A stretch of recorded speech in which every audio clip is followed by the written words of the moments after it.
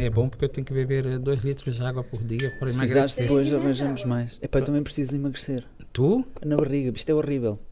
É que não vai para os braços, não vai para Não as vai, pernas, não. é só para a barriga. Homem é assim. Horrível, pá, horrível. Homem é assim. Podia ir para a bunda, né? Mas não vai. Mas para a bunda também não me interessa muito. Interessava mais para os braços do que para a bunda. Mas é que os braços parece um pito. Parece um pinguim. Aí para aí ia bem. Aí. Então não era? Era, ia bem. Mas não, vai-me só para a barriga. Isto é uma chatice. Eu tenho que emagrecer também, já estou em dieta. Eu já tentei, só que o problema da dieta é que passo fome. E eu não gosto muito disso. Não precisa passar fome. É? Eu comecei há uma semana e estou muito bem. O que é que andas a comer? Eu como grelhados, verdura, fruta, e tenho lanche, não é? E como um pouquinho de cada vez.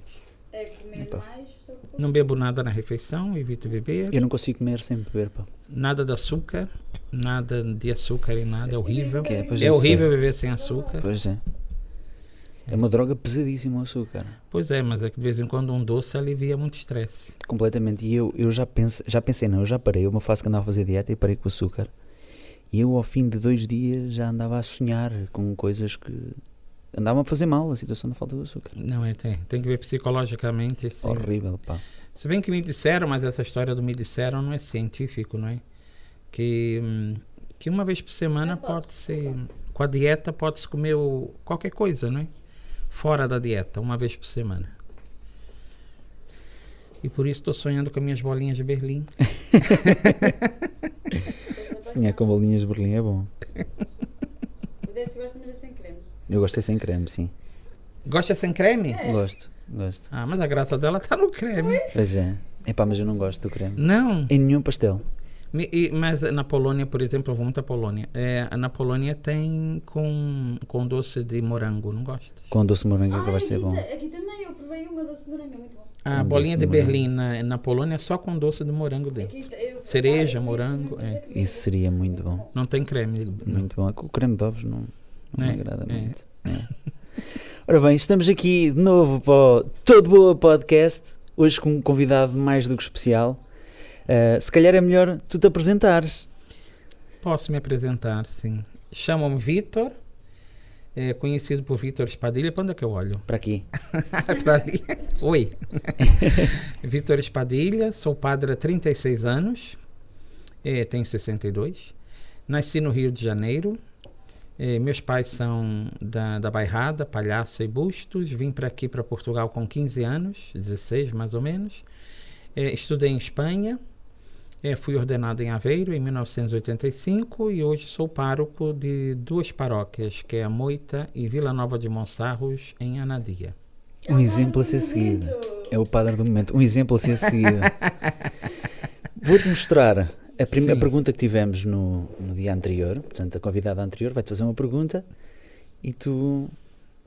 Deixa eu ver se eu consigo. Que foi uma fadista, né? Uma fadista. Uma Então, honra. para o próximo convidado, vou fazer uma pergunta gastronómica, porque nós no nosso concelho temos tantos festivais gastronómicos, somos tão verdade. prósperos e ricos nisso. Então vou perguntar ao próximo convidado qual é o seu prato português preferido. Boa. Espero que seja aqui do nosso concelho. E está a pergunta. Prato português preferido. Bacalhau. Bacalhau. Bacalhau cozido com grão. Bacalhau cozido com grão. É. O meu prato português favorito é cozida à portuguesa. Eu não gosto. Gosto, mas não é o meu preferido, não. Eu sou doido Não. por cozida à portuguesa.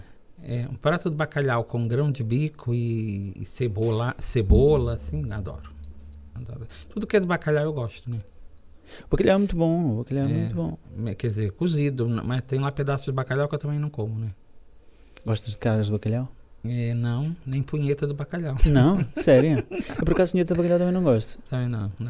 Mas e bacalhau também não é o peixe que mais me agrada, sabe? Depende muito como tá feito, porque ele tem um cheiro horrível, né? Mas bem cozinhado é gostoso. E depois, é claro, eu gosto de bacalhau. Ele diz que há 1000 receitas para bacalhau, não é? Pois já, bacalhau. Então, bacalhau de qualquer maneira é bem-vindo. Não gosto de leitão, apesar de estar na bairrada. Eu gosto, só que já comi tanta vez que já não é aquele comer que me agrada. Estou com saudades de comer sardinha. Sardinha, sim. Uma boa sardinhada, Uma sim. boa sardinhada. É. Olha, ficas convidado para vir aqui comer uma sardinhada connosco. A sardinhada eu posso na minha dieta. Que sardinha é muito bom. É muito bom. E ela não tem gordura, portanto. Não tem o ômega 3, que segundo dizem, não é? Tu andas a fazer dieta. Ando a fazer dieta. E pá, eu também preciso. É. Eu também preciso fazer dieta. É. Com alguma urgência. Eu preciso perder 20 quilos. Quem quiser reza por mim. 20 quilos. Tem um problema de perigo de AVC. Ih, isso é pior. Pelo aumento dos triglicerídeos. Uhum. etc. Mas tudo bem. Não quero ir para o céu já, não. Mas bom, Mas vais para o céu, de certeza absoluta. Com... não sei. Eu Não acho que sei, Não sei. Sabe como é que se diz no Brasil? Não, mas... Tu vai para o céu dos pardais. Ah, é? É. Pois, mas se fores para o céu dos pardais é muito bonito. É um céu azul. Não é azul, não. Ah, não? Não. Então. Porque é o cu dos gatos. Ah, é? É sério? Nunca ouvi essa expressão. Não, no Não, Brasil diz, vai para o nunca. céu dos pardais. Nunca. Eu estava a pensar os pardais andam no céu, um céu bonito azul. E Desculpem não, o termo, né? E não é. E não é. É assim que Mas se... tens toda a razão. Porque os gatos acabam por comer os pardais com toda a probabilidade o céu é escuro. exatamente. Com toda a probabilidade o céu é escuro. Olha, diz-me uma coisa. Nasceste no Brasil? Em que Nasci sítio? no Rio de Janeiro. No Rio Sou de Janeiro. carioca. Nós tivemos uma convidada aqui que se chamava Cris, que é blogueira. Também é carioca. Sou carioca da gema, sim. Carioca da gema. Vivi no Brasil 15 anos, com meu pai, minha mãe e meus irmãos. E depois meu pai veio para cá, porque o meu irmão também estava numa situação de adolescência perigosa, né? Uhum. Drogas, etc. Né? E acabou por salvar mim também, porque ele não sabia que eu também estava entrando pelo mesmo caminho. Tiveste para entrar no caminho das drogas? Tive. Mas chegaste a E superar? não só. Não. Não cheguei. Quando dizes não só?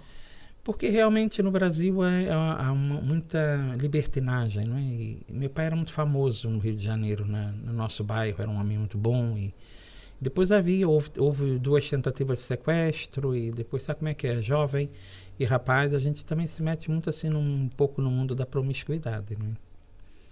E então é perigoso. Era perigoso. Eu já estava entrando por caminhos muito... talvez sem volta. E quando ele me traz um filho para cá, salvou a família inteira, né? Pois vocês vieram todos para cá, para Portugal? Viemos todos, de barco. De barco? De barco, 11 dias. Estamos a falar de quantos anos? Isso já foi em 1973. Cheguei no dia de Natal. 23 cheguei. Okay. Engraçado, o mesmo dia que morreu meu pai. Morreu passado vários anos. Morreu em 87. E vocês sempre moraram aqui na zona... Primeiro centro? vivi na Praia da Barra, né? Depois meu pai construiu uma casa na Gafanha e pronto, já não agozou porque realmente caiu doente, e é onde vive a minha família hoje, na Gafanha da Nazaré. Então, e daí tudo, como é que tu caíste em padre? O que É que te levou verdade. a ser padre?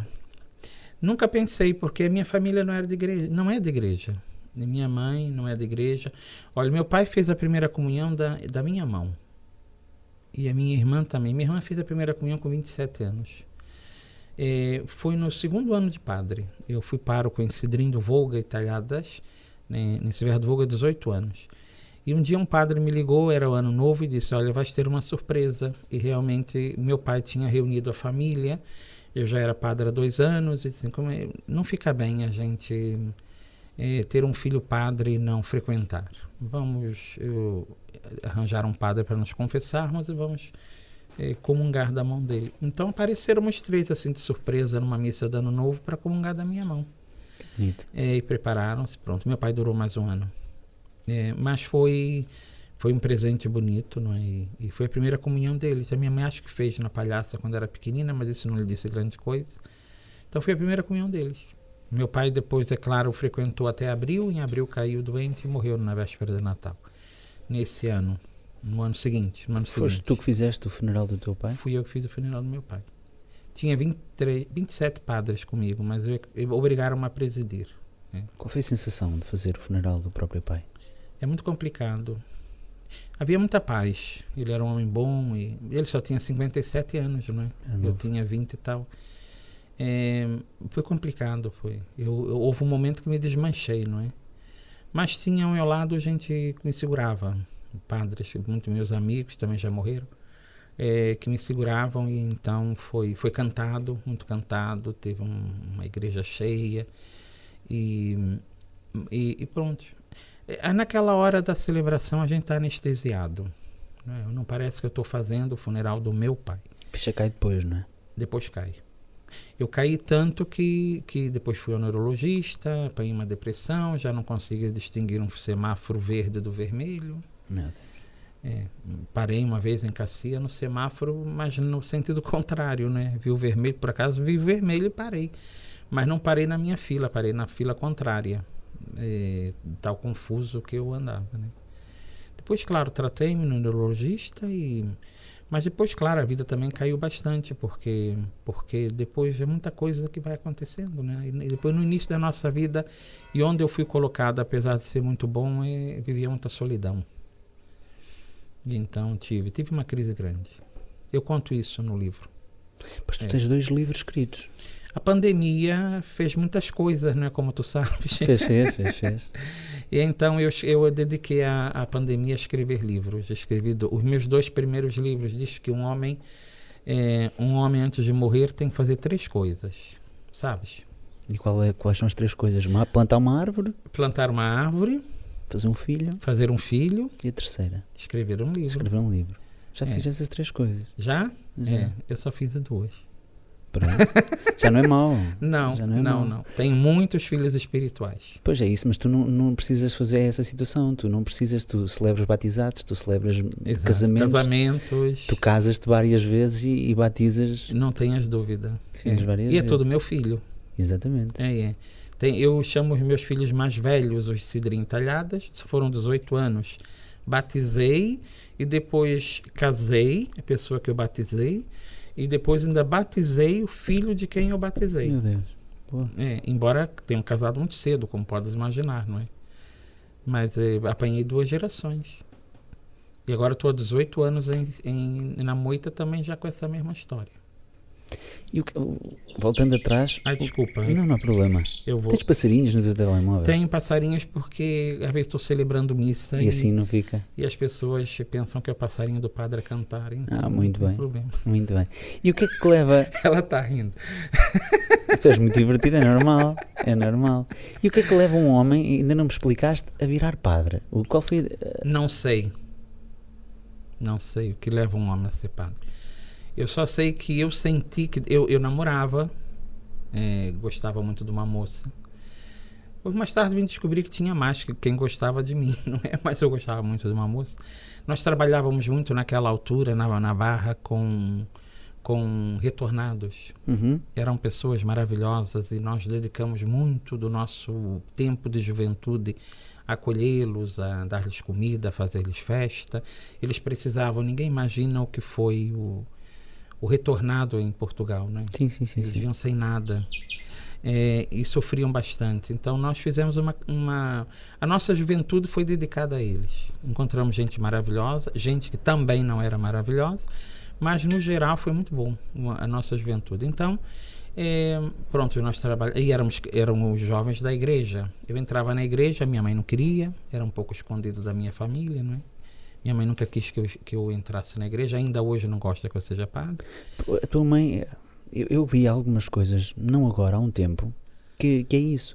Sabes que no tempo em que eu dei catequese, e se eu fosse padre, por exemplo, minha mãe não ia acreditar que eu virasse padre, de certeza absoluta, mas não sei se ela ficaria triste, porque eu andei a ler sobre isso. E a maior parte dos jovens que viram padres, a família não agrada a família virarem padres. Quando seguem o caminho de Deus, não é? Hoje em dia talvez não, antigamente era uma honra. Era uma honra, exatamente. Uma honra. Minha mãe não, minha mãe nunca gostou, no dia da minha ordenação chorou o dia inteiro. Quem lhe dava parabéns, ela dizia que não queria, porque não era um dia feliz para ela, queria que eu me casasse. Na véspera da minha ordenação, eu me ordenei no dia 15 de agosto de 85, no dia 14 eu estava na minha casa, porque como os noivos nós também saímos da casa dos pais e tal, depois de uma semana de retiro. Eu estava ajudando ela a dobrar um lençol e ela, ai a fulana, a dizer o nome das raparigas ali da nossa região, não é? Que eu podia escolher em vez de ser isso, não é? Mas é claro, o que eu senti é assim, enveredei muito pelo caminho da oração, porque quando eu vim do Brasil eu não tinha primeira comunhão. Eu fiz a primeira comunhão com 15 anos na Palhaça. Minha mãe e meus pais não queriam. Minha mãe, sobretudo, não queria, nem meus irmãos.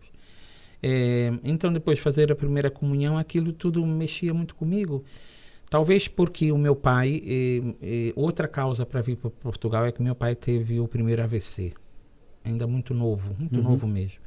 Eu fiquei com muito medo, então na minha inocência de 13 anos, 14 anos, uma portuguesa, que nós chamávamos a Maria dos Porcos, porque ela criava porcos, lá no Rio de Janeiro, ela deu uma estampa de uma menina portuguesa chamada Sãozinha da Alenquer, que é muito famosa em Portugal, não sei se conhece. Não conheço, não.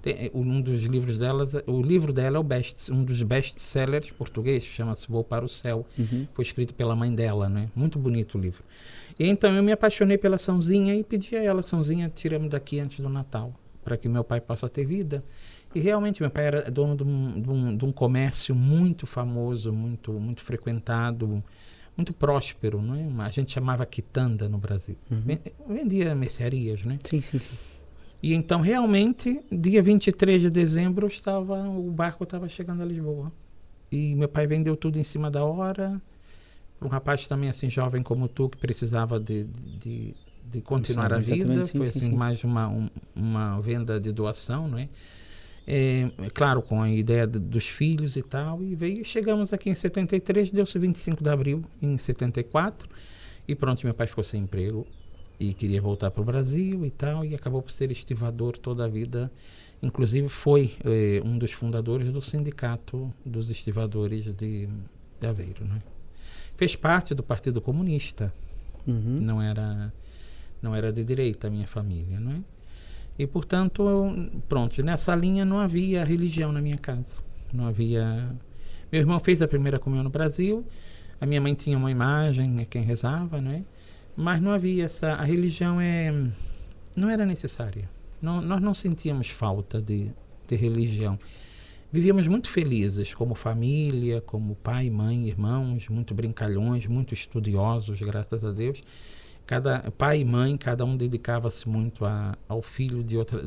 Como eles eram capazes, meu pai só tem a 4ª classe e minha mãe só tem a 3ª, não é? Mas a minha mãe foram educadores exímios. Meu pai educava-nos no lúdico e minha mãe na cultura, desenho, leitura, recortes, entende? E orientava-nos assim como eles sabiam. Tinha 2 escolas, uma de manhã e outra à tarde, uma pública e outra particular, porque eram os diabos, né? Sabe que quando eu me ordenei, agora fazendo um parênteses, a minha avó, que vivia no Brasil, que já morreu, a minha avó materna, ela veio à minha ordenação. Eu fui buscá-la ao Porto. E disse, vó, que bom que a senhora está com a gente, né? E ela disse assim, eu tinha que vir a Portugal para saber se um diabo como tu alguma vez chegava a padre. Por que ela te chamava diabo? Eu era o diabo. Traquina? Eu era o diabo, era traquina. Era o diabo na minha rua, na minha avenida, em perseguir colegas, em fazer traquinice. Era sapeca, sapeca. Muito sapeca. Dava muita dor de cabeça aos meus pais com a vizinhança. A gente guerreava muito de pedrada. Enfim, eu fazia 30 por uma linha. Minha mãe nunca estava sossegada conosco. Então, ela chegava a nos amarrar na botija de gás. Meu Deus. Com uma linha, não era com uma corda, era com uma linha de cozer. Sim. Porque a gente pensava que aquilo não arrebentava, né? Sim, a minha irmã, nós não usávamos roupa, era só calça pequena, não é? Shortinho e descalços e quase nus, a minha irmã também. Quando éramos pequenos. Então ela amarrava no short. Aquela linhazinha amarrada ali, a gente pensava que estava preso, né? E a minha irmã era muito engraçada, que tirava a calça e brincava pelada com a gente, porque, pronto, saía da prisão, né? Mas era a única maneira dela nos ter presos. O seminário são 10 anos, não é?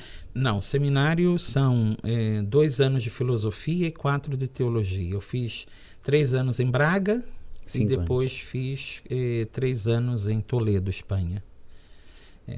Claro que isso agora, para pegar um pouco na tua pergunta, eu senti vontade de ser padre porque aquilo tocou no interior, eu sentia que devia ser padre. Por que devia ser padre, não sei. Para quê, também não sabia. Não gostava de padres.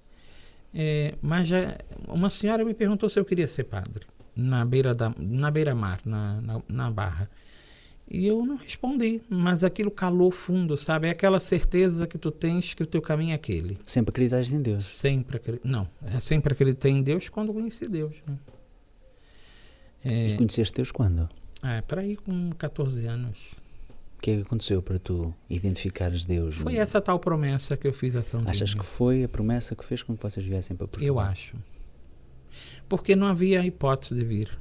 Não se vende um comércio famoso de um dia para o outro. Sim, sim, a probabilidade é muito pouca. Não se deixa uma vida inteira de Brasil atrás, como ele, que ele amava o Brasil, não queria vir para cá nunca. Mas os filhos eram mais importantes. E depois não era quem é que continuaria aquele legado?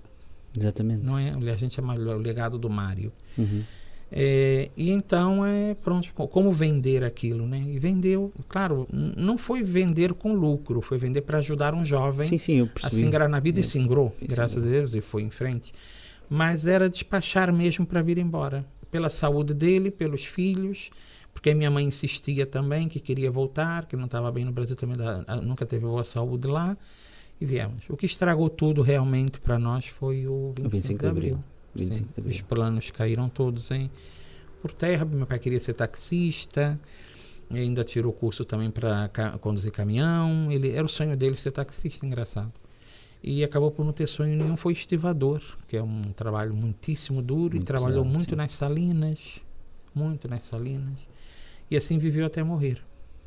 Então, uma pergunta que eu te quero fazer: porquê é que os padres não podem casar? O que é que faz? Qual é a justificação bíblica ou Não tem teológica? justificação bíblica. Então porquê que um padre não pode casar? Só começou lá para o século XV, não é?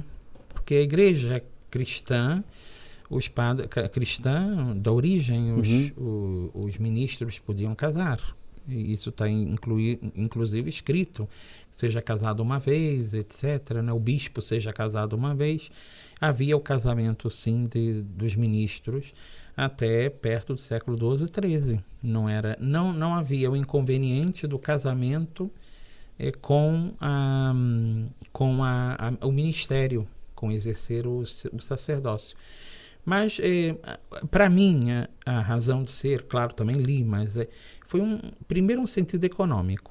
Claro, depois pôs-se espiritualidade dentro, ser só de Jesus. Econômico, porquê? Porque quando você tem, naquele tempo vivia-se de muitos benefícios que se deixavam às igrejas, palácios, e não é? Sim. A igreja não foi sempre seguindo Jesus pobre, não é? O Jesus histórico era pobre. Não, ela se tornou um templo, uma religião muito, sobretudo a católica ocidental, muito imperialista, muito de império, Sim, imitando sim. o Império Romano, muita Sim, isso também riqueza, vem muito muito luxo. dos templários e etc. Dessa Eles encaixam-se altura. por aí também, não é? E, é claro, se tu tivesses casado, o benefício que era entregue ao padre não reverteria em favor da igreja, reverteria em favor da família do padre. Exatamente. Então a igreja perderia esses benefícios e é evidente que tinha que se arranjar alguma coisa que fizesse com que o padre não Pudesse casar. não desse esses benefícios a outros, senão à própria igreja.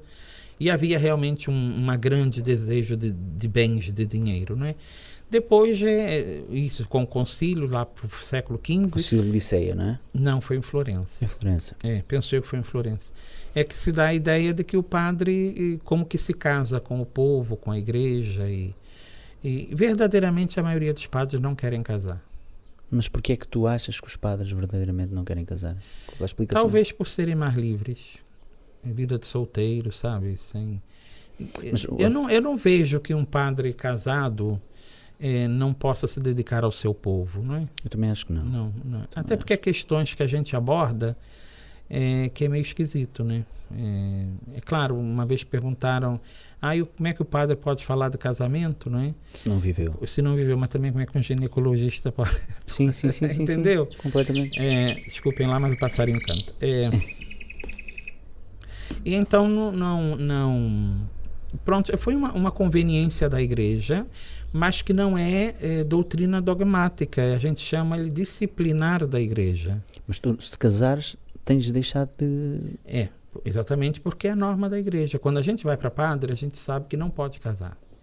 E tem que ser educado e somos estudados para ver se conseguimos uma vida, não é de celibato, a gente chama celibato, é de continência, né? Viver mesmo sem um companheiro sexual. E como é que tu és um ser humano? Como é que tu consegues viver uma vida inteira sem ter relações sexuais? Como é que isso encaixa em ti? Olha, consegue-se. Por sublimação. Sublimação explica direitinho. É assim, a gente cria uma ideologia, não é? Eu gosto muito de Jesus. Há solicitações, como qualquer homem, não é? Mas é evidente, a gente se educa. Se educa, vai se educando já no tempo do seminário, somos educados nessa linha. São 8 anos, não é? Em que nós somos postos à prova, a ver se somos capazes de viver assim. Porém, já prova que as freiras que lá estão? Não, as freiras não. Até no meu seminário eram proibidos de falar com elas. Era?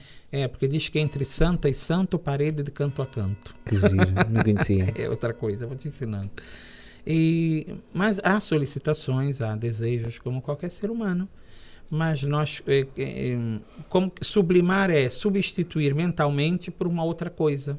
Sim, que nos ocupe, entende? Mas mentalmente, não, o corpo, a nossa fisiologia... Mentalmente consegues. O corpo na fisiologia é que pede. Sim. O corpo é que é muito mais complicado. A fisiologia masculina tem as suas normas, não é? Sim, daí a pergunta... Que não podem ser... Desculpa a pergunta que vou fazer. Um padre pode se masturbar. Isso não é pecado? Ou é pecado? Quer dizer, se souberem é, não é? Pela igreja é. Mas pecado. Um padre é um homem, portanto nós não podemos... Pois, pela igreja é. Eu vou desligar o telemóvel, porque senão vai ser... pela igreja é pecado. Agora, que ele o faça na sua vida privada, no seu foro íntimo, isso já é com ele, não é? Verdadeiramente, não acredito que se viva muito tempo sem isso. Eu também acho que não. Não. Eu também acho que não, porque de tudo o que acontece, eu acho que é o que me mete mais medo na possibilidade de alguém ser padre, é justamente a parte física. Conseguirem... E a pedofilia que anda aí, que não só com padres, mas também... Era aí que eu te queria perguntar, porque a parte da pedofilia, eu acho que os padres viram padres, a minha opinião, por 3 motivos. Eu estava para dizer 2, mas vou meter 3. Põe 3. Vou pôr 3.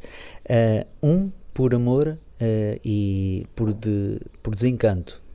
Apaixonou-se e sofreu por amor e optou por virar padre, assim como muita prostituta vira prostituta, não comparando, atenção, mas assim como muita prostituta vira prostituta por dor no coração. Há padres que eu acho que pode ser por aí, padres que podem ser gays e têm vergonha de assumir que são gays, e depois mete o problema da pedofilia que tu falaste, porque se tu vês a pedofilia, na maior parte das vezes, 90% das vezes é sempre contra meninos, ou seja, um padre contra um menino. Sim. E a terceira, pelo que tu viraste, porque acreditas, por devoção. Por acreditar. Por devoção. Não é devoção, é convicção. Convicção. Eu tenho que ser. A minha vida foi projetada para isso. É algo de certo. Eu tenho certeza que é por aí, como você tem certeza que tinha que casar, por exemplo. Sim. Entendeu? Sim. E você não duvidou disso. Não. Entendeu? Então eu também não duvido que é por aí. Que meu caminho de felicidade é esse. E que é claro que só posso ser porque acredito em Deus. Mas também nunca experimentaste outro. Não experimentaste a situação de estás casado. Não. Esse caminho é um caminho que tu achas que é um caminho de felicidade. Eu sei que é o meu caminho de felicidade. Okay. Eu tenho 36 anos de padre, já pude comparar muita coisa. Sim, exatamente. Mas também namorei. Também sei o que é beijar. Tu chegaste a ter relações sexuais? Não. Nunca? Não tive com a pessoa, não. Havia muita religião no meio, a gente tinha medo de pecar, né? Mas nunca tiveste curiosidade? Naquela altura tinha. Agora não? Agora não. Com 62 anos. 62 anos ainda... já passou a moda. É? Tu tens 62 anos? Tenho 62. Não parecia. Vou fazer 63. Não parecia.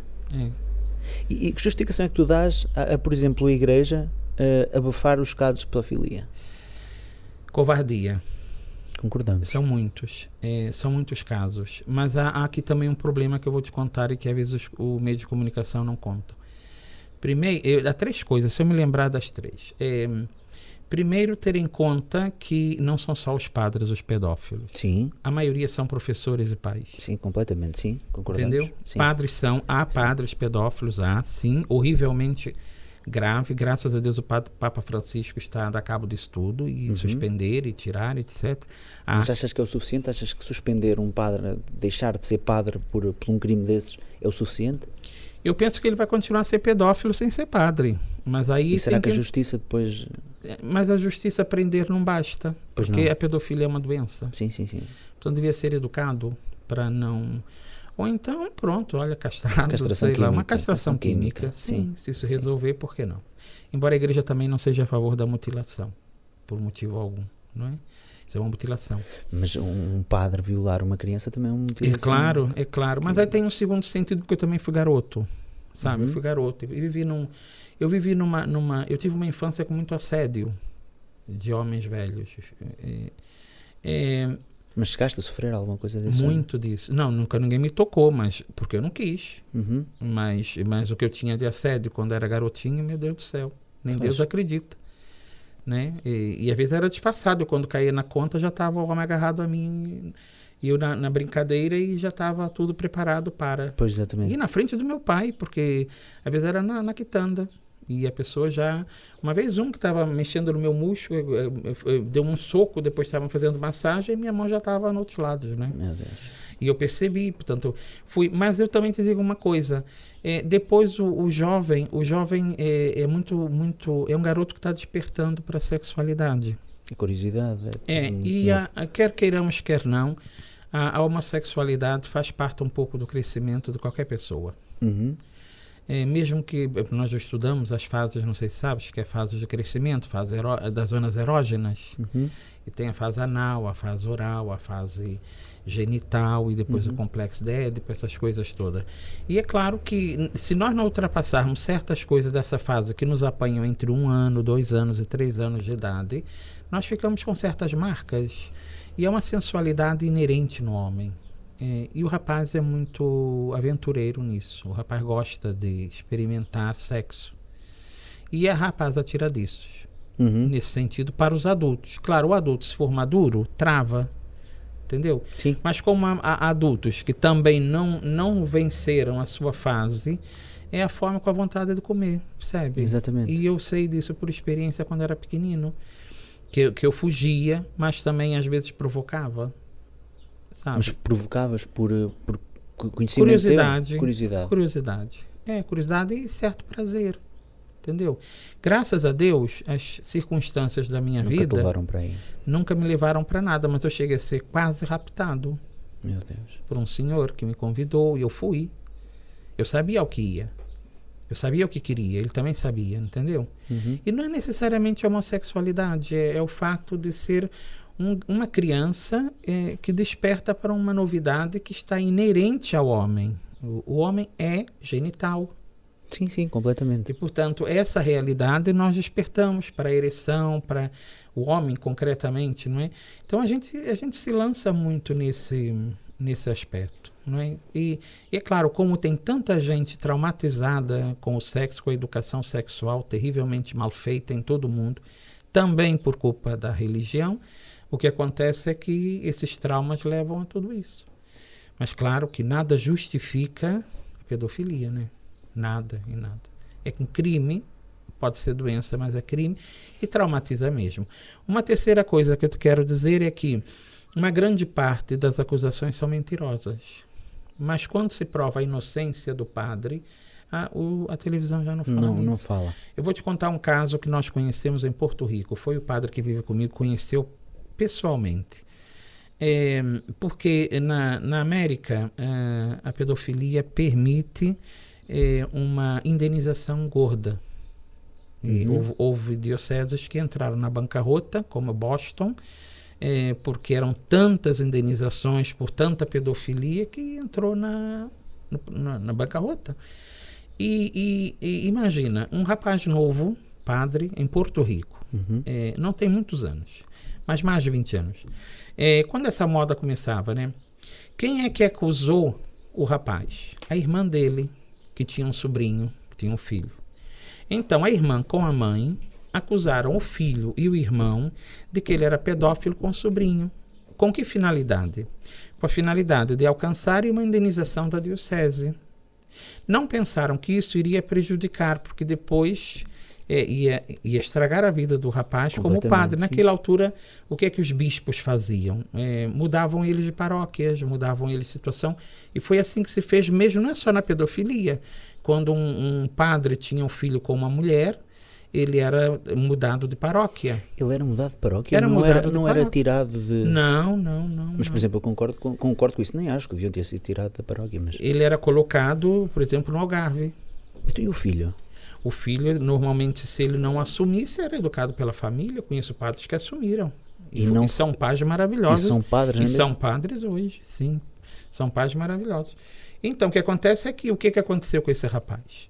A situação foi tão complicada na cabeça dele, por vir de quem veio e pelo escândalo que isso causou a nível de televisão, que ele se enforcou. Meu Deus. Quando ele se enforcou, a mãe, ao ver a asneira que tinha feito, retratou-se, mas já era tarde demais. Ela matou o filho. Portanto, ele não era pedófilo. E eu sei de casos, vou conhecendo aqui na Polônia, em vários países, em que realmente houve um padre que foi acusado de pedofilia, não deu na televisão, mas a gente vê no Facebook, vocês podem procurar na internet. Ele sofria muito do coração, precisava de ser atendido, não permitiram que ele fosse atendido, porque era pedófilo, e morreu na prisão. Meu Deus. Mas depois da morte foi provado que era inocente. Sim, eu Entendeu? Isso acontece. tenho a certeza. Entendeu? Eu estive no Brasil. E estive em São Paulo. E na altura que eu estive lá, passou no telejornal, uma miúda quis comprar um iPhone e pediu ao pai, e o pai disse que não. E ela disse que ia fazer queixa dele de pedofilia, porque ele a tinha violado. Pronto, depois com os exames, etc., veio-se a provar que não. E felizmente para ele, mas ele foi linchado, ele chegou a sofrer bastante com isso. Não sei agora como é que está essa situação, mas na altura foi bastante complicado para ele, porque prevalece sempre É a voz da criança, Da criança. contra a do adulto. exatamente. Mas assim, se não tem testemunha, como é que se pode destruir a vida de um adulto? Sim, mas a testemunha não pode haver. Não pode haver. Num pois é. crime desses, normalmente não há testemunha, não é? Mas é assim, se você reparar, isso é um problema muito complicado. Como é que uma criança acusa um adulto, não é? A primeira coisa que as autoridades, mesmo religiosas, fazem hoje é afastar o adulto do seu cargo, Sim. entendeu? Mas depois, quando prova que ele é inocente, depois já não há nenhuma restituição da honra dele, da fama dele, do trauma dele. Sim, entendeu? mas isso acaba por ser um jogo duplo, porque até as pessoas que são culpadas, vou-lhe dar um exemplo. A irmã da minha namorada, na altura era namorada do meu filho, e ela também sofreu por um tipo lá da terra dele que já tinha violado uma mulher, que viemos a descobrir depois na polícia. Ele acedeu a ela, chegou a palpá-la e tudo mais, e depois tentou com a irmã. Ela liga-me desesperada a chorar. Eu não consigo lidar com esse tipo de coisas. Eu fui tirar satisfações, porque a polícia não faz, eu faço. Não sou a favor das pessoas fazerem justiça com as próprias mãos, mas há casos que as pessoas têm de levar lições. O medo leva muito a não fazerem asneiras. E eu fui, e na altura partilho-me as costelas, pronto, a coisa foi complicada. Depois chamámos a GNR e foi pesado o que aconteceu. A polícia não lhe fez nada. A polícia não fez nada. E isto é um recorrente. Há crimes, assim como não há a retratação, ou seja, não há dizer não, é inocente. E a televisão, assim como publicitou, no fundo, o crime, dizer a verdade. Eu sou a favor da verdade. E é claro, também há muitos criminosos que saem ilesos, né? O grande problema é esse. Esse é que é o problema. O Pois problema é esse. Mas seja como for, eu penso que a situação em que estamos de pedofilia está diminuindo a nível de igreja. Mas que o castigo deve ser dado, deve. E a gente entende, né? Porque que se afasta. Sim. Não se pode... há um princípio que diz que enquanto não se provar o contrário, toda a gente é inocente. Exatamente, né? Mas nessa sim, prática acho que não se pode colocar isso assim. É um problema muito grande. E que realmente traumatiza. Quem é apanhado contra a sua vontade, não é? Sim, completamente. Completamente. Porque eu vou te contar, eu trabalhei com crianças em toda a minha vida, fui professor 17 anos e realmente a gente tinha que se esquivar de algum garoto ou garota mais atiradiço. Eu também dei aulas e eu senti isso também.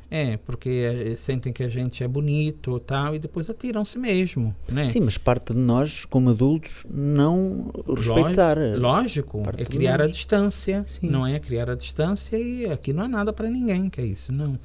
Professor, aluno, e você é menor e eu sou adulto, não é nada disso aqui, nem pensar. Mas é claro, não é com o diálogo, a gente sente o atirado da... Sim, completamente. Não é? Tocar, querer Sim, abraçar, querer não sim. sei o que, e a gente nota assim, que não está bem isto, né? E por isso é que a gente afasta. Além de mais, nota-se isso em qualquer dimensão da sociedade, até entre adultos. Sim. Não é? O assédio existe em qualquer lado, né? Sim, completamente. Mas acho mais grave, né, É muito grave. com as crianças. Acho A criança é para ser feliz. Completamente. É o único dever que eles têm. É serem felizes. Ser feliz. Ser É feliz. a nossa obrigação, quem trabalha com criança, é fazê-las ser felizes. Ter uma infância feliz. E esse trabalho tu fazes muito bem. Eu gosto de fazer. Eu fui feliz. Eu fui uma criança muito feliz. Sabes, Muito feliz. tu ontem mandaste uma mensagem, a gente não se conhecia. Eu gosto de pessoas boas. É o que mais me agrada no ser humano. Há pessoas muito más, mas há pessoas muito boas. Há muito mais, sim. E eu conhecia-te de me terem mostrado o tal vídeo, que já vamos falar, mas e depois andei por curiosidade a pesquisar o teu Facebook, até para ter termo de conversa contigo. E eu vi. E a bondade com que tu me desejaste boa noite a uma pessoa desconhecida, não é toda a gente que é assim, sabes? Não é toda a gente que é assim. Mas um amigo do Facebook não é para ser amigo. Claro que é. Claro Eu não que posso é. mandar uma Sim. boa noite a 4.000 pessoas, né? Mas, Claro que sim, mas percebes o que eu quero dizer? Sim. A atitude que tu tiveste e o à vontade com o meu convite. Eu admiro muito esse tipo de... E admiro, e por isto, eu não consigo ter fé. E a minha pergunta vai por aí. Que conselho é que tu podes dar a uma pessoa que não tem fé e gostava de ter?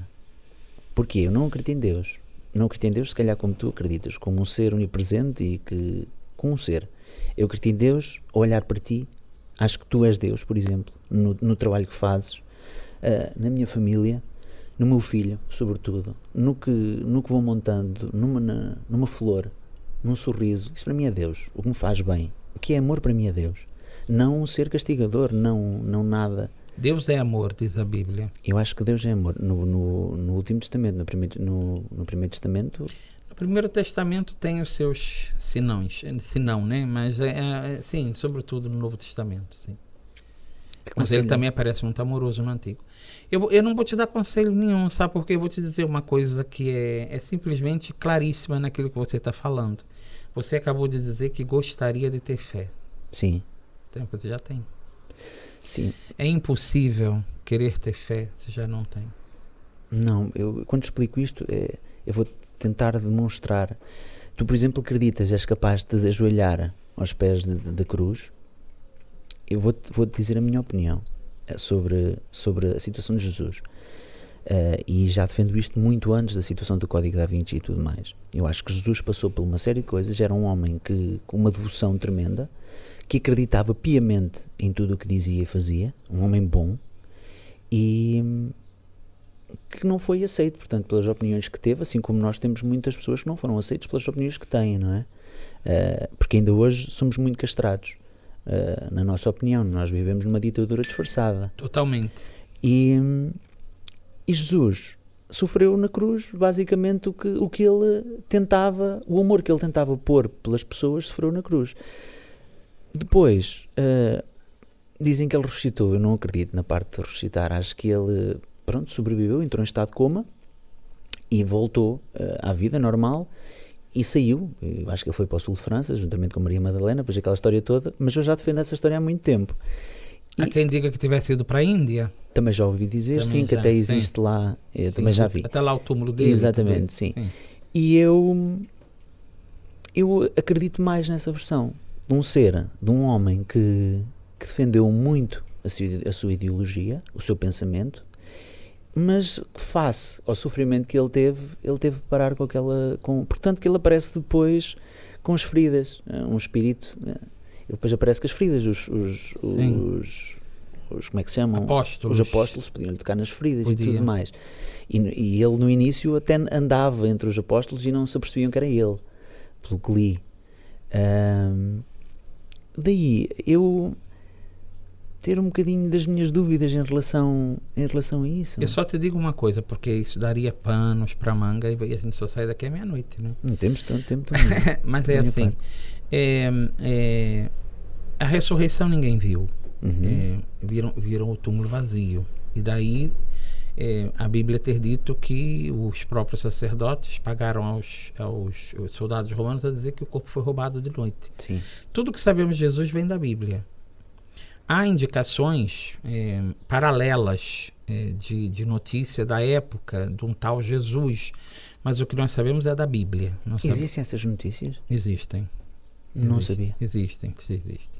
Flávio Joséfo, escritores da altura. Vou pesquisar. Plínio. Plínio já ouvi falar. Há alguma coisa um pouco lendária também por aí. Mas há indícios, há indicações, inclusive científicas, de que ele passou, o Santo Sudário de Turim é um deles. Posso falar sobre isso? Daqui a pouco. Ok, então vá, continua. Mas eu só vou te dizer uma coisa. Se você só pode ir à Bíblia, não pode ir a fonte nenhuma, não é? Porque não há outra. Okay. E nessa fonte a gente vê, e há um senhor que fez um estudo, eu não sei se foi o Cury, há um senhor chamado Cury, Augusto Cury. Ele escreveu vários livros, 5 livros sobre Jesus como o homem mais extraordinário do mundo e da história. Penso que foi ele que escreveu esse. Foi ele. E ele então, ele estuda a personalidade, num dos livros estuda a personalidade dos apóstolos com base na Bíblia. Eram homens muito covardes. Sim. Muito brutos, sim. Deseducados, egoístas, medrosos, invejosos. Eles tinham todos os defeitos do mundo e esses defeitos aparecem na Bíblia, o que torna a Bíblia um pouco mais autêntica ainda, porque não esconde defeitos. E eles tinham medo de tudo e de mais alguma coisa e fugiram todos na hora da cruz. Quando se dá o facto ressurreição...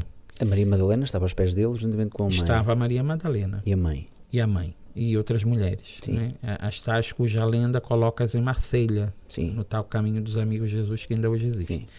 E então, quando Jesus ressuscita, há uma mudança de personalidade, que não seria normal em grupos de seres humanos com aquele quilate de ignorância. Eles deixam de ser covardes, sobretudo depois do Pentecostes, 50 dias depois da ressurreição, e começam a enfrentar, não é só um poder local, eles enfrentam um império inteiro, eles enfrentam o Império Romano. E vão por toda a bacia do Mediterrâneo daquela época, anunciando uma única coisa, eles não anunciavam mais nada, eles só diziam, ele ressuscitou e nós somos testemunhas e por isso damos a vida por isso. Se fosse uma ideia, a covardia que tinham com Jesus durante 3 anos, já vê tantos milagres, mas que aconteceu no momento fulcral, quando Jesus desaparece, porque Jesus aparece, tem ido ele para a Índia, tem ido ele para a França, sim. não é? E nesse caso, como nós acreditamos na ressurreição, eles ficam sozinhos. E ao ficarem sozinhos, cada um podia, como de fato aconteceu, voltar para a sua pesca, voltar para o seu trabalho. Eles voltaram para a pesca. E Jesus vai ter com eles e os chama de novo, segui-me, apacenta as minhas ovelhas. Aparece isso nos relatos depois da ressurreição. E esses homens largam tudo e enfrentam o Império Romano, que era um império que ninguém conseguia enfrentar. E sem armas, só com o poder da palavra e só com uma notícia. Eles só davam uma notícia. Essa notícia, em grego, se chama Evangelion, ou Boa Nova, que depois deu origem à palavra Evangelho. E o que é o Evangelho? O Evangelho resumido ele ressuscitou e nós somos testemunhas. E mais nada. Mas não achas que ele acreditou nisso? Que a situação a ciência na altura era nula, praticamente. Nula, sim.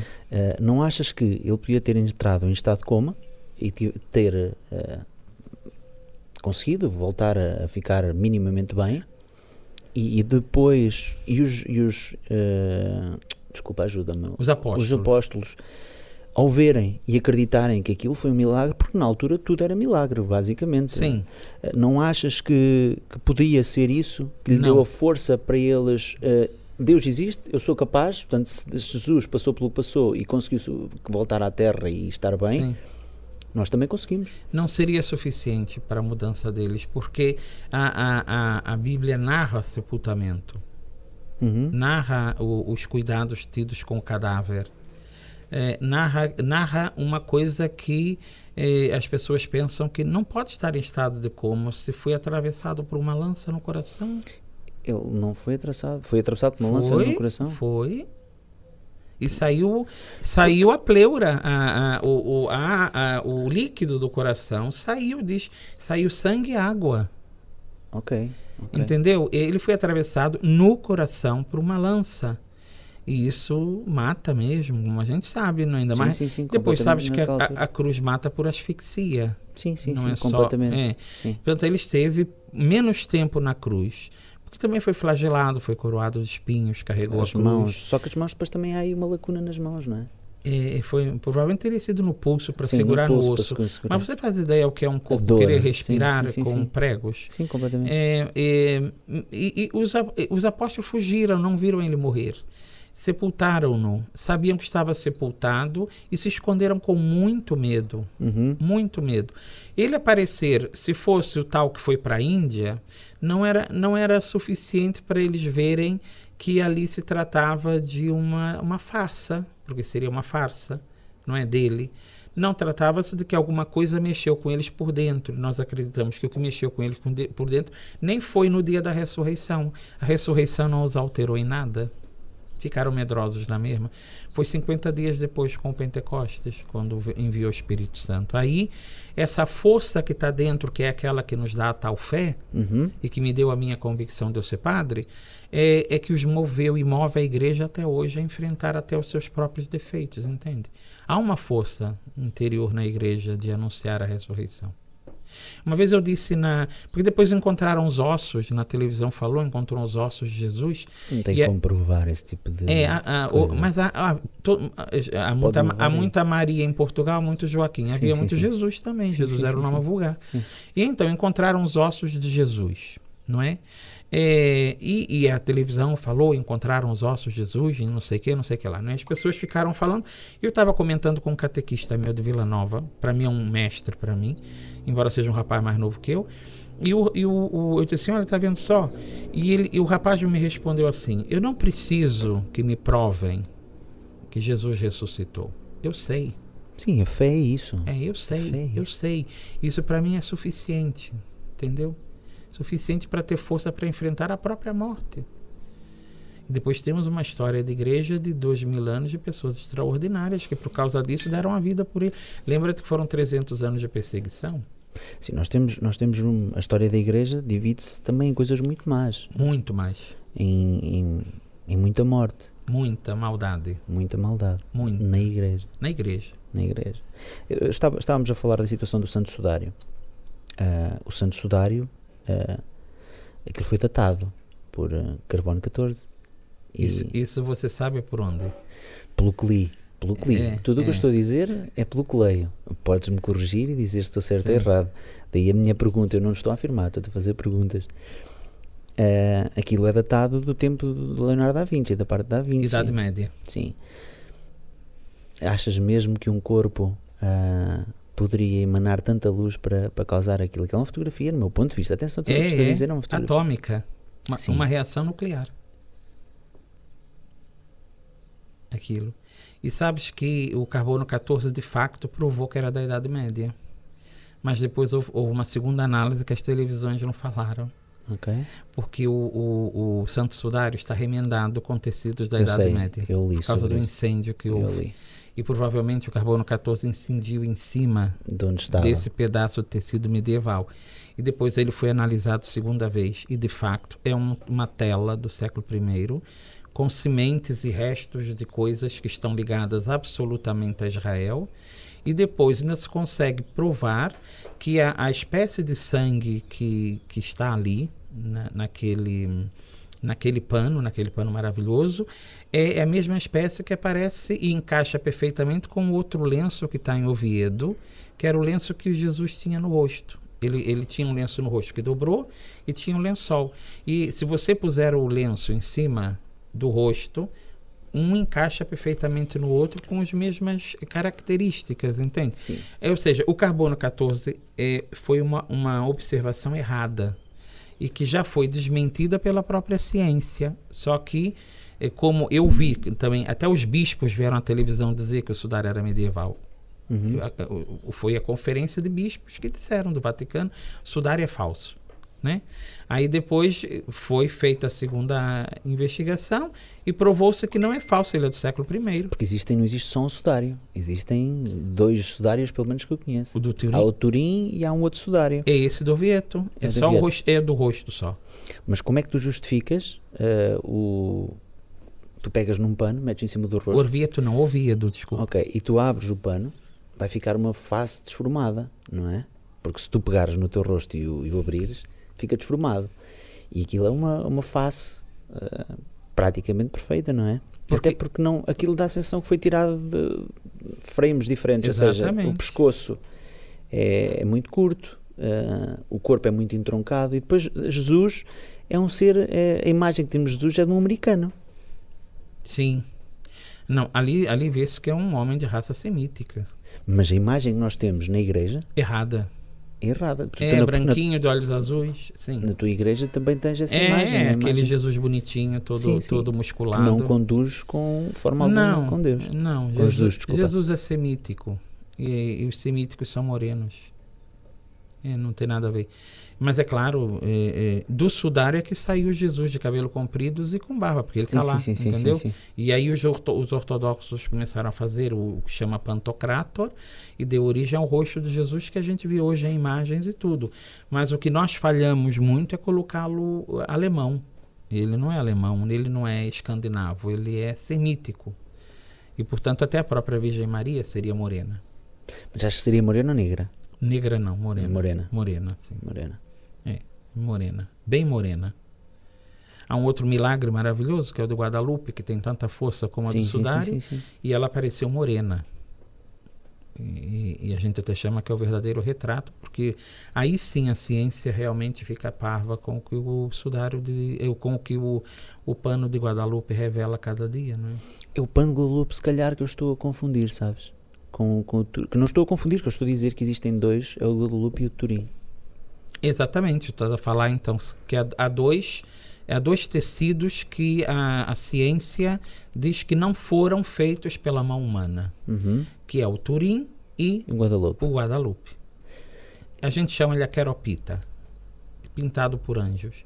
Mas o Cristo não foi impresso por contato, foi impresso por reação. Fotografia, sim, por Fotografia. Sim. Até porque fica tridimensional. Sim, É. até porque eles fizeram há pouco tempo, não foi há pouco tempo, um desenho 3D Também, da própria imagem. Da própria imagem. Sim.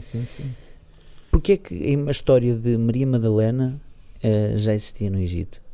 Já. Com as mesmas, muito igual, só mudou o nome. O Papa Bento XVI chamou Maria Madalena o 13º Madalena, desculpa, a Maria da Madalena não, Nossa Senhora, a mãe de Jesus. apóstolo. A história já existia, aquela história já existia antes da Bíblia. De Maria? Sim, não com o nome Maria. Existia, sim. Mas não era Maria. Não era. Era Ísis. Exatamente. Ísis. Sempre existiu na história da humanidade as deusas ligadas à fertilidade, e Exatamente. nós encontramos até na pré-história, não é? O papel da mulher é tão importante como o do homem. O que é que se salientava no homem desde sempre? Era parte do falo, era... É o falo, não é? Sim. Daí os megalíticos, a época Exatamente, megalítica, sim. os obeliscos do Egito, Exatamente. não é? Sim. É o falo, Sim. não é? A realidade fálica era importante por causa da fertilidade. E havia também a mãe, ligada à mãe terra, não é? A produtora da vida, não é? Isso foi gerando na mentalidade humana várias mitologias. Mitologia, sabes que é o pré-científico, não é? Sim. E então, na mitologia foram surgindo essas matronas. E no Egito tem a característica de que a Ísis tem Osíris no colo. É uma mãe com um filho no colo. Essa imagem de Ísis inspirou, ela não era culto de Maria, mas no início do cristianismo, ela inspirou o culto a Maria, porque o culto de Nossa Senhora não é um culto que vem logo do princípio. Era o que importava na igreja durante os 3 primeiros séculos era a ressurreição, não era Maria. Nossa Senhora vai surgir só depois, quando se dá a libertação da perseguição com Constantino e tudo isso, né? E então, o primeiro templo da Europa dedicado a Nossa Senhora está numa cidade na França, não estou vendo qual é o nome, em que foi substituído o templo de Ísis, egípcia, pelo de Nossa Senhora, utilizando a mesma iconografia. A mulher com o menino no colo. Virgem. Virgem, sim, porque a história de Maria realmente aparece em muitas mitologias anteriores a ela. E o de Cristo também, lembra-te do Deus Mitra. Sim, Deus Mitra completamente. é quase a narração do próprio Cristo. Até porque no tempo de Jesus existiam alguns profetas tipo Jesus. Eu não sei, Muitos. eu não sei o nome, mas eu andei a ler sobre até pessoas que faziam milagres, supostamente, flutuavam e Isso diziam. sim. Não, Diziam. mas foram todos perseguidos. Sim, A sim, própria sim. Bíblia registra isso. Mas o culto à Virgem Maria, ele tem uma continuidade do culto à mãe, à mulher. E Nossa Senhora, que existiu, assume isso, e é isso que eu conto no meu livro também. De tal maneira que, para um budista, Nossa Senhora, eu vou dizer o nome errado, mas é como uma Brotsuava, uma coisa assim, não é? Uma iluminada. Sim. Que eles veneram também, mas sendo a mãe de Jesus, não é? O Islão venera Maria como a mãe do profeta Jesus. E há, de fato, o próprio Deus Shiva, se você vir no hinduísmo, é uma narração quase igual à Imaculada Conceição de Maria. Podemos dizer que Deus, como é que nós explicamos, ou eu explico? Deus sabia que Maria ia aparecer. E, portanto, toda a cultura anterior a Maria Era uma preparação? é uma preparação para ela. Portanto, tudo é válido. Sabe que quando os espanhóis chegaram à América, eles achavam que os índios eram todos filhos do diabo, porque eles veneravam uma cobra. É uma cobra voadora, não é? Que os índios maias e astecas veneravam. Então eles diziam, aquilo é tudo do diabo, vamos destruir aquilo tudo. Quando Nossa Senhora aparece em 1521, sabe o que ela diz? Ela não diz com palavras, ela diz com o quadro. O quadro diz assim, tudo que vocês veneraram até agora é válido. Valeu. Sacrifícios humanos, o Deus Quetzalcoatl. O que quer dizer Quetzalcoatl? É uma ave que ainda hoje existe, o Quetzal, que quando voa no céu parece uma serpente. Então eles chamavam a serpente alada. Não era o diabo. A cultura ignorante da igreja, e claro, com o desejo do ouro, né, é que vai destruir toda uma civilização maia e asteca que era maravilhosa. E Nossa Senhora interfere nessa coisa, depois de 40 anos de tentativa de evangelização dos índios, para dizer, tudo que vocês fizeram até agora valeu. Toda a vossa cultura valeu. Agora só vos peço, substituam a vossa por esta. Mas sempre foi muito imposto. E sempre foi imposto pela igreja, sempre foi. Muito imposto. Mas não pela mãe. Sim, mas pela igreja sempre foi muito imposto. Sim. Sempre houve espada e cruz. Exatamente. Morte, muita morte. Muita morte.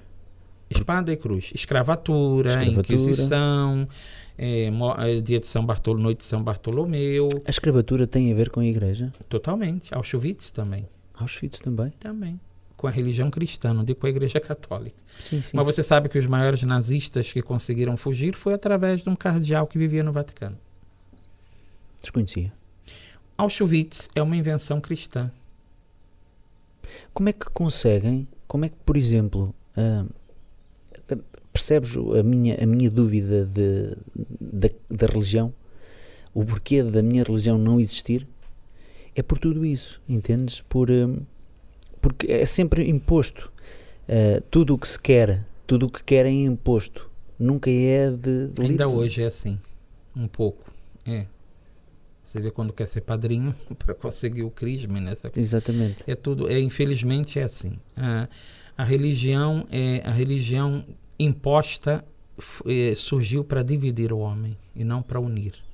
A palavra religião quer dizer religar, ligar o homem entre si e com Deus.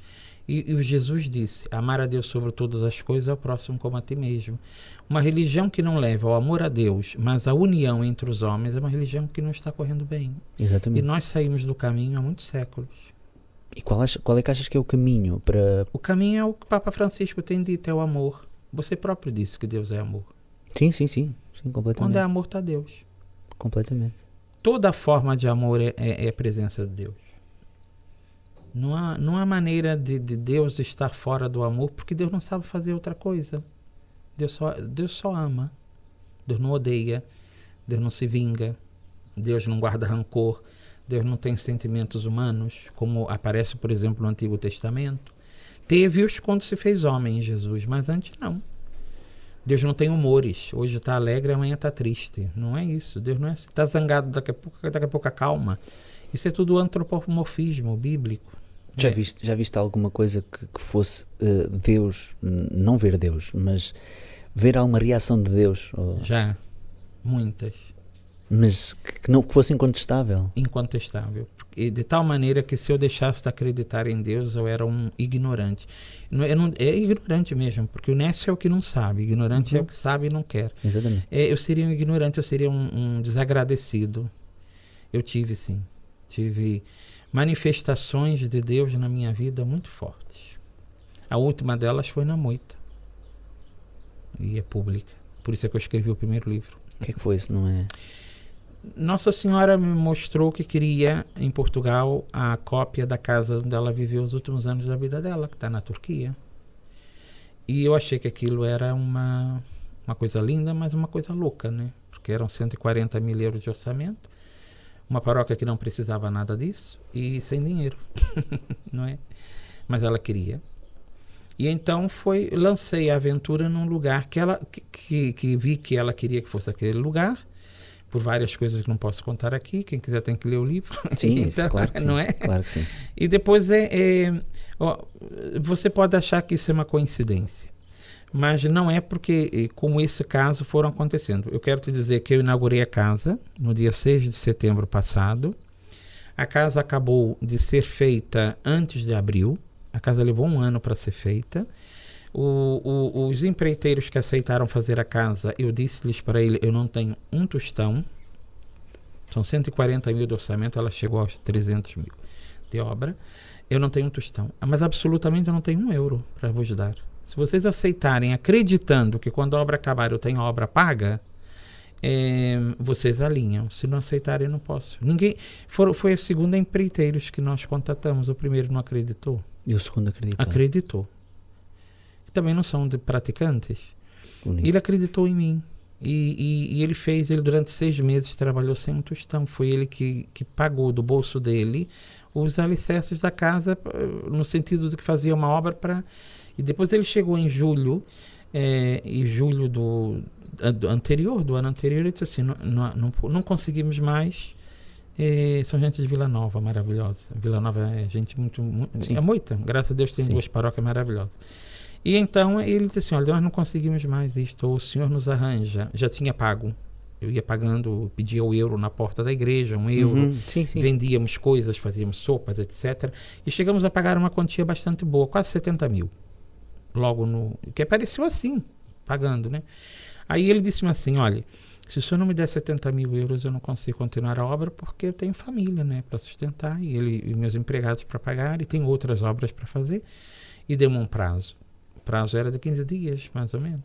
E onde é que eu ia arranjar 70 mil euros?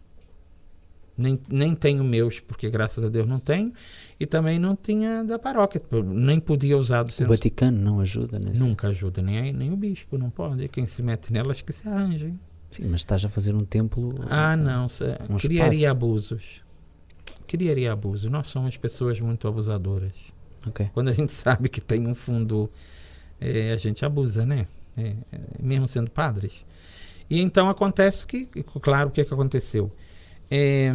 Eu estava numa refeição, perguntaram, então, como é que está a casa? Eu disse assim, olha, estou precisando de dinheiro, a ver como é que vai ser, vou pedir ao banco, não sei o que, conversando, né? E uma pessoa disse assim para mim, eu tenho 30 mil euros no banco, é todo o dinheiro que eu tenho. E o outro disse assim, olha, eu tenho 29 que vão vencer agora. Se quiser, emprestamos sem juros e você paga quando puder. Emprestaram 59 mil euros ali no jantar. Meu Deus. 2 pessoas que não são da moita, que não são católicas praticantes. Um deles era ateu, e é ateu. E depois faltava algum dinheiro. E eu contei isso pro povo na igreja. Olha, gente, aconteceu isso e tal. E uma senhora estava passando férias no Vale da Moca, que são as termas, não é? Ela ouviu aquilo.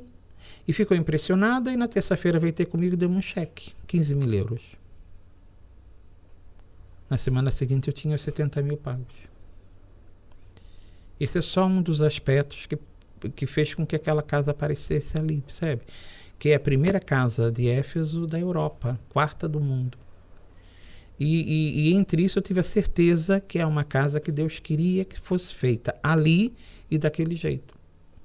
Mas eu conto no livro, o primeiro livro é para contar para quem quiser esses pequenos milagres que Deus faz em relação à casa, mas se eu for te contar em relação à minha vida, várias coisas, várias. Ah, ele fala, ele não está surdo, ele anda por aí. Disfarçado de... Pode andar disfarçado de flor, de gato, sabe? Mas anda aí. De amor, de filho, do que for. É. E eu conto isso no primeiro livro, e no segundo livro conto várias coisas também. Né? Como a fé me suporta, né? Vou te contar mais uma coisa, se me permite. Claro. Fui passar férias com a minha irmã na Áustria, em 2014. E com ela na Áustria, no segundo dia, eu ia levá-la a Viena. Queria muito levar minha irmã a Viena. Eu amo a minha irmã, loucamente. E queria levá-la a Viena e para ele comprar um vestido. Em Viena, eu conheço uma loja em Viena que tem umas roupas sui generis. É mesmo o traço daquela artista. E a arte é maravilhosa, né? Queria ele comprar um vestido daquela artista. Custasse o que custasse. Eu ia apostar na minha irmã, nem que fosse tudo que eu tivesse. E ia com ela para isso, e ela teve um infarto cardíaco no segundo dia. 18 de setembro, dia 2014.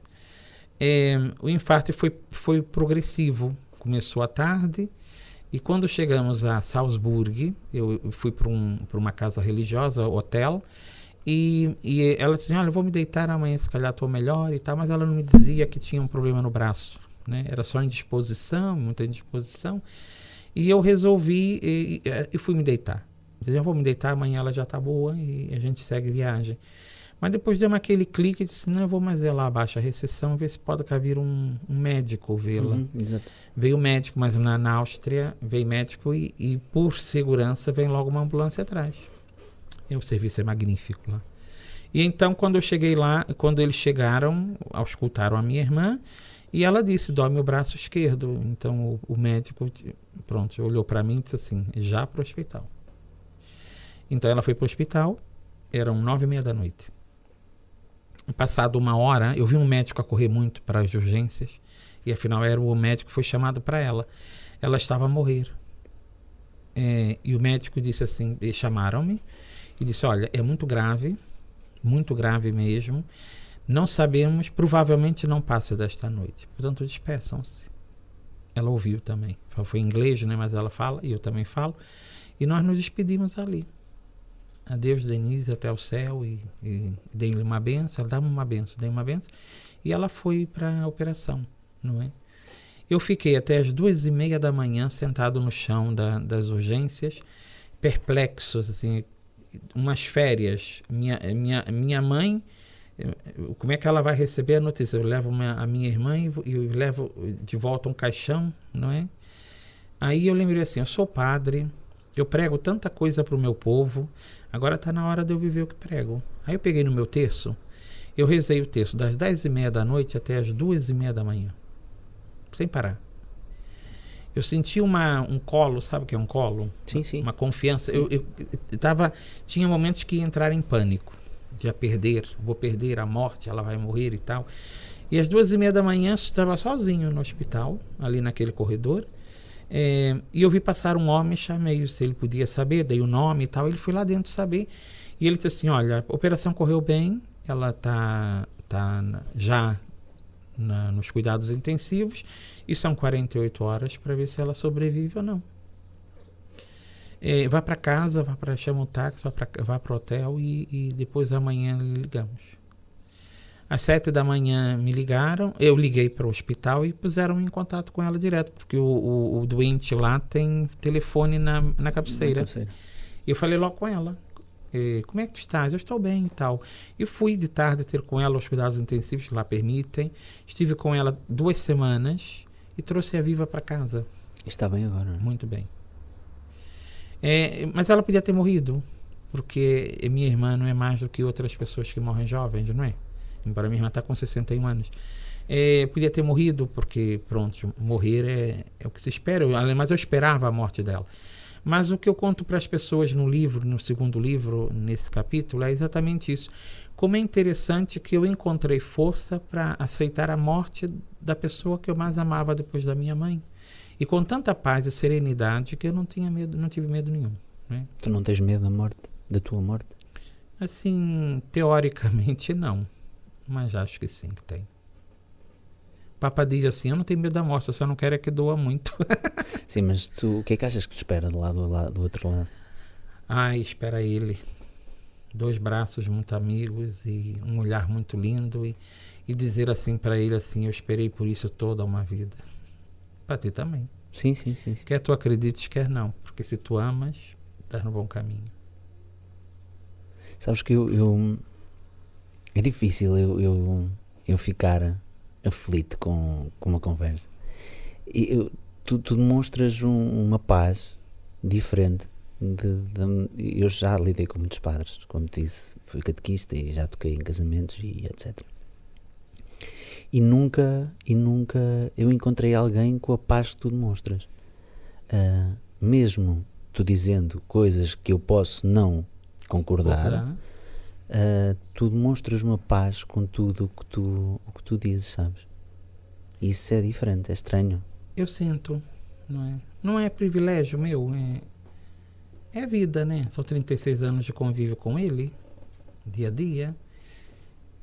Eu todos os dias estou 1 hora sozinho com Jesus, rezo 4 terços por dia, percebe? E rezo o que a igreja me manda, gosto de celebrar a missa e depois sou muito feliz. Esse vídeo aí que correu por aí fora é só uma expressão daquilo que eu sou. Eu não tenho por que não ser feliz. Entende? Aquele vídeo, tu começaste com as dancinhas, tipo TikTok. Tu não tens TikTok, pois não? Não, nem sei o que é. Eu vou-te mostrar no fim. É o futuro. Olha, é o futuro. Eu não queria ser padre, eu queria ser bailarino e artista de novela. Terias talento. Tenho, para representar tenho. Acho que foi por isso que eu fui para padre. A sacristia é meu camarim. Só não tem a maquiagem. Mas eu visto lá as roupagens todas, eu vou pro palco, tenho plateia. É verdade, é verdade. Eu queria ser artista de novela da Globo. Eu era vidrado nas novelas, sou ainda hoje. Fui educado no valor bonito da novela, quando ela é bem vista. Não há nada mal numa novela. Ela é um material para um bom diálogo. Eu dei aulas com base na Tieta. Não sei se você ouviu falar da Tieta. Sim, então. Eu gostava tanto da Tieta que uma das minhas turmas tinha o grito de guerra. Eu gosto muito de inventar o grito de guerra com as turmas. Uhum. Então, como tenho o grito de guerra com meus meninos da creche, né? Na creche, o grito de guerra é ok. Não é? Quando a gente se encontra, é um ok bem alto, que trema as paredes, né? E havia um grito na Tieta que era muito engraçado, quando um lá dizia uma asneira, dizia ai! Lembra disso? Lembra? E depois entrava uma música. Esse era o nosso grito de guerra. Quando um colega dizia uma asneira ou fazia uma asneira, toda a turma caía em cima com ai, não é? E portanto, o que a gente estava falando? Sobre a Tieta, estavas a falar sobre a situação da Tieta. Sim, mas das novelas e... Tu estavas a falar, as novelas surgiram porque... Ajudas-me, Catarina. O sonho dele era ser... Artista. Queria ser artista de novela. E depois também queria ser bailarino, eu gosto muito de dançar. Né? Não sei dançar. Não sabes dançar? Não sabes dançar bem mais do que eu. Não, sei dançar a dança do pinguim. Uma coisa que para mim é completamente quase impossível. Sei fazer bagunça. Gosto muito de fazer bagunça, fazer barulho e brincar muito, e rir muito, e representar e essa coisa toda. E depois, é claro que o meu sonho era desfilar no Sambódromo, ainda hoje. desfilar numa escola de samba. Eu já pensei até na mealhada, mas eu ficar mal. Não. Aí, sei lá. Neste momento tu podes fazer o que tu quiseres, sabes? Eu sei. Neste Eu momento posso tu podes fazer o que eu quiser. Mas eu gosto muito do samba, gosto muito de ver as escolas de samba. Fui criado aí, sabe? Eu não vejo... graças a Deus fui criado sem preconceitos. Eu não tenho preconceito nenhum em relação a coisa nenhuma. E por isso, ser padre para mim é servir Jesus, mas eu tenho uma missão. Eu falo da ressurreição, eu oriento as pessoas para o céu. Na religião é religião, na igreja é igreja. Às vezes até sou um pouco exigente. Não muito em certas normas, porque há coisas que realmente não estão corretas, enfim. Mas vejo cada caso. A pessoa que está na minha frente tem que ser atendida. E ela tem que sair feliz. E eu tenho que dar uma resposta para aquilo que ela me pede. E não é atendê-la com 2 pedras na mão, porque eu não sei o que é que ela traz de pesado atrás dela, né? Sim. Então eu tenho que atendê-la e deixá-la sair leve, livre, solta ao pé de mim. Ela tem que sentir que valeu a pena bater na porta da igreja. Se a igreja não ama, quem vai amar? Exatamente. Se Jesus mandou amar, não é? Então, por natureza, por educação, por aquilo que eu aprendi no Brasil, e mesmo na minha família aqui, na minha vida, eu fui aprendendo progressivamente, nem sempre foi perfeito, nem é perfeito, que eu tenho a missão de fazer as pessoas felizes, começando pelas crianças. A criançada tem que ser muito feliz perto de mim. Eu tenho que ser mesmo palhaço. Você acredita que nenhuma criança me faltou ao respeito até hoje, apesar de eu ser palhaço? Tenho certeza. Nenhuma criança nos falta ao respeito. Vai faltar ao respeito? Não. A criança não falta ao respeito quando ela tem colo puro, entende? Colo de pai, de amigo. Ela não falta ao respeito a ninguém. Ela fica muito feliz. Muito feliz. Às vezes as mães vêm dizer, o meu filho é hiperativo. Eu disse assim, se a senhora me conhecesse, quando eu era dessa idade, e sou padre. Entendeu? Como é que um diabo como tu pode ser padre? Disse a minha própria avó. Entende? A religião, seja ela qual for, não é? Deveria ser só para fazer as pessoas felizes. Só para fazer o bem. Fazer o bem. E é isso que eu faço com a minha criançada da creche. E, claro, essas crianças da primeira comunhão passam todas por mim pela creche, não é? Por isso há uma certa intimidade também com elas. E depois da Jerusalema, eu me apaixonei pela Jerusalema, não é? Acho que é uma música... Bom, é a música da pandemia, como eu já te disse, né? Sim. E eu ensaiei a Jerusalema em casa sozinho com outro padre, ele até gravava e tal. E depois eu levei a Jerusalema para a creche, levei para os empregados do lar. E depois levei concretamente em celebrações, cá fora, não na igreja. Acabou tudo, a gente pode fazer o que quiser. Lá dentro não posso, porque não devo. Mas dentro também posso, mas fora de uma missa, não é? Acabou a missa, agora a gente vai festejar a alegria de ter feito a primeira comunhão, por exemplo. Então, como é que eu vou fazer a alegria? A gente sempre inventava um jogo. Eu cheguei a fazer homilia jogando aos dados na igreja, né? A criançada sentava no chão, jogávamos ao dado. Quando caía, eu fazia uma pergunta sobre a catequese e tal. Isso, as minhas primeiras comunhões duravam 3 horas. Meu Deus. E ninguém tinha pressa, nem eu, né? E depois é sempre muita brincadeira, muito riso, eu rio com facilidade, né? E depois quando a Jerusalema chegou, eu me apaixonei pela Jerusalema e introduzia em várias celebrações, fora da celebração, mas casais cá fora, antes do arroz, né? Vamos dançar Jerusalema. E nesta primeira comunhão, eu propus aos catequistas a acabar de uma maneira surpreendente, porque os pais já sabem que eu não sou... Sabem que eu brinco. Vai toda a gente à espera da primeira comunhão ver o que é que ele inventou para este ano, né? E tem uma equipe de jovens muito boa, chamada Stabat da Moita, e a gente inventa essas coisas juntos. E depois eu disse assim, olha, vamos dançar nunca dancei a dança do pinguim, e vamos dançar. Aí ensaiamos no sábado um pouquinho, a criançada alinhou, são 2 grupos, já eram 40 e tal crianças, né? Agora dia 11 é outro grupo. E olha, foi o que foi. Até dancei fora do ritmo, porque o ritmo da música não é aquele, os meus passos estão fora do ritmo. Mas a criançada vibrou e os pais não contavam nada com aquilo. Já viu o que é um padre? Pois eu vi na cara das pessoas que filmaram. Eu disse para eles assim, olha, gente, a gente agora já acabou a missa, estamos ao ar livre e eu vou me embora. Mas a gente vai, eu falando para as crianças, nós vamos fazer com que muita gente que está aqui se benza 3 vezes. Assim, o que é isto aqui, não é? E vocês estão de acordo? A gente está de acordo. Ensaiaram em casa, ensaiamos. A maioria dos pais não sabia o que ia acontecer. Aí eu pego nas crianças e começamos a dança do pinguim. Ficou tudo maluco, né? E deu o que deu. Mas é porque nós somos assim no dia a dia, né? Na creche somos assim. Na catequese somos assim. Eu digo sempre aos catequistas assim, e aos meus educadores do Centro Social Paroquial da Moita, eu quero as crianças educadas na alegria. Se fizer feliz uma criança, valeu a pena ter creche. Olha, tu vais ter missa? Desculpa estar... Vou. Já são 6 horas. Tens de ir embora. Tá. Pronto, eu só te queria fazer mais uma pergunta. Como disse, tenho uma relação a 3. Sim. Como é que tu vês esse tipo de relações? Com muito respeito. Muito respeito. Se fosse perguntar à igreja, já sabes que não seria, entre aspas, abençoado, não é? Mas eu não posso dizer assim, você faz da sua vida aquilo que eu penso.